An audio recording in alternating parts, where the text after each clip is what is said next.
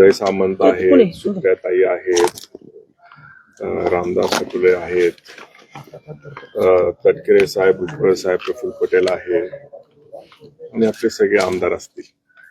दादा, बारामतीकरांना काय आवाहन कराल? कारण का आपण पाहिले की अजितदादांना बारामतीकर विक्रमी मताधिक्याने विजय करायचे, परंतु आता तर बारामतीकर पेटून उठलेत की अजितदादांना श्रद्धांजली म्हणून त्या ठिकाणी आता बारामतीकर मतदान करणार आहे. मला एवढंच मेसेज द्यायचा आहे सगळ्यांना की ऊन खूप आहे. सगळ्यांना माहिती आहे की वहिनी निवडून येणारच. त्याच्यामुळे अनेक लोक म्हणतील की कशाला यायचं मतदान करायला, वहिनी तर निवडूनच येणार आहे. पण आपल्याला एक रेकॉर्ड तोडायचा आहे 2,17,000चा. त्याच्यामुळे मी विनंती करतो की आवर्जून मतदान करायला या बाहेर. दादा, खरं तर या निवडणुकीमध्ये 22 जण उमेदवार रिंगणात आहेत आणि 22 उमेदवारांपैकी एकाही उमेदवार प्रचार सुरू केलेला नाही. आतापर्यंत तरी प्रचार केला नाही. मात्र ही निवडणूक बिनविरोध व्हावी अशी सगळ्यांची इच्छा होती ना, मात्र बिनविरोध झाली. ही बिनविरोध सारखीच आहे, कारण तसं कोण मोठं नाहीये समोर. पण आपल्याला बिनविरोध करायचा प्रयत्न चालू होता, पण काही लोक उभे केले.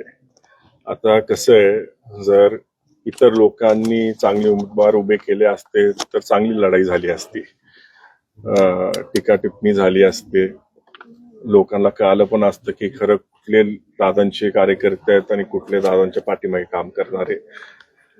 तर हे एकदा क्लिअर झालं असतं आमच्या पुढच्या इलेक्शनसाठी. पण चांगले सगळ्यांनी मदत केली, सगळ्यांचा मी आभार मानतो की सगळ्यांनी आम्हाला मदत केली, पाठिंबा दिला आणि आता चांगल्या रेकॉर्ड ब्रेकिंग मतांनी वहिनींना निवडून आणायला पाहिजे. बारामती शहरातला कुठलाही रस्ता बघितला, कुठलीही इमारत बघितली, कुठलंही गार्डन बघितलं तर अजितदादांचं त्या ठिकाणी नाव घेतल्याशिवाय नागरिक राहत नाहीत.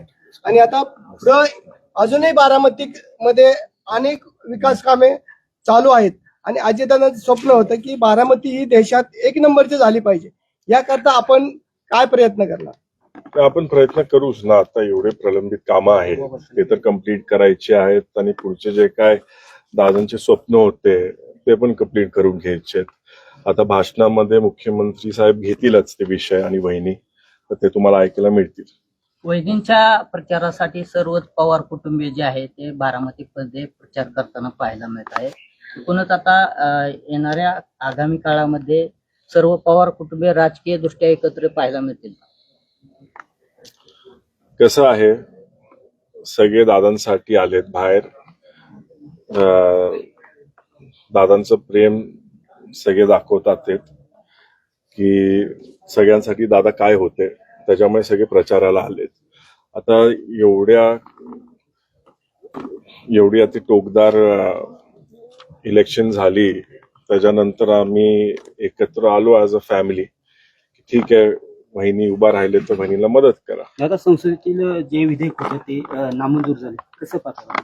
काय संसदेतील विधेयक जे आहे, नामंजूर झाले. बघा, तो विषय असा आहे की महिलांना आवडणारा विषय नाहीये. महिलांसाठी संधी होती पुढे यायची. कसं आहे,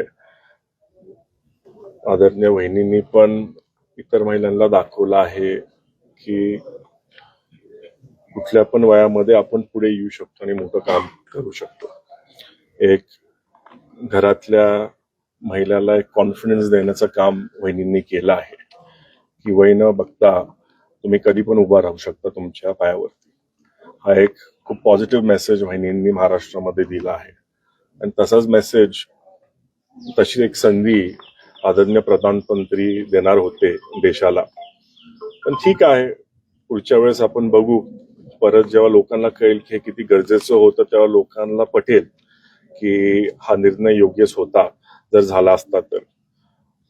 त्याच्यावरती आता जास्त काय मला बोलायचं नाही. कर्नाटकमध्ये जो FIR दाखल झाला होता दादांच्या अपघातासंदर्भातला, आता खरं तर CBIने त्याच्यामध्ये कडक कारवाई करायला सुरुवात केली आणि DGCAचे एक अधिकारी आहेत, त्या अधिकाऱ्याला त्या ठिकाणी अटक केली आहे. मला त्याच्याबद्दल काय माहिती नाही अजून. ते माहिती घेतल्यानंतर मी ह्याच्यावरती एक वेगळी प्रेस कॉन्फरन्स घेईन.